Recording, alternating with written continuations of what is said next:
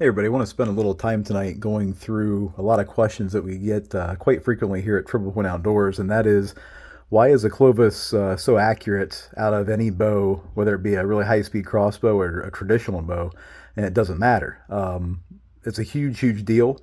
I get questions. I actually had a call today from a gentleman shooting a Raven R500, and he said, Josh, I've shot a lot of broadheads, and at this speed, there's not a lot of broadheads that stay accurate. Why does yours? And so I'm going to explain that to everybody right now tonight, why this is the case with the Clovis broadhead.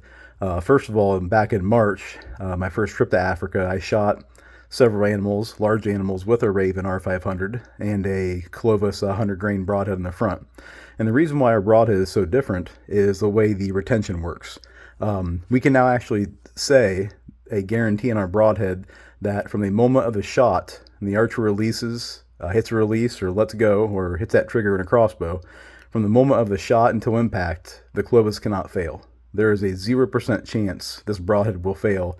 And I don't take that lightly from an engineering perspective because, when you look at machines and you look at different combinations of engineering innovation, there's always a chance of failure. And so this broadhead does some pretty incredible things at the shot, all the way to the impact of the animal, the game animal, the target. This broadhead literally cannot fail. And here's a reason. On the back of the ferrule, we have our EarthTech technology, our rare earth magnet.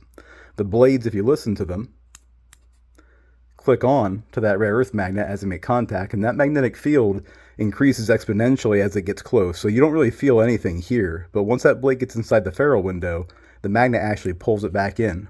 And that's what's going to allow it to pivot around bone, conserve kinetic energy, and get massive penetration. But the flight dynamics are real different. This broadhead flies like a laser because the blades don't move. One big issue that mechanical broadheads have is these blades want to inertially flex. So when this ferrule is accelerated forward from the bowstring projecting the arrow, the back of the nock forward, and that massive acceleration, these blades inertially want to stay sitting still. And so their tendency is, if you look at a mechanical broadhead, they want to flexure, or they want to kind of flex, open and close like that real quick, okay?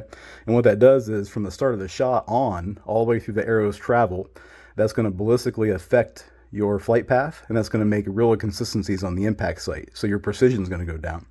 With the Clovis, because these blades are quote unquote locked, not really, but you can see in here how that magnet pulls that blade in when it gets close, okay? These blades always stay secure. Doesn't matter what speed. Matter of fact, the faster the speed, the more the blades hug right on that magnet and make contact.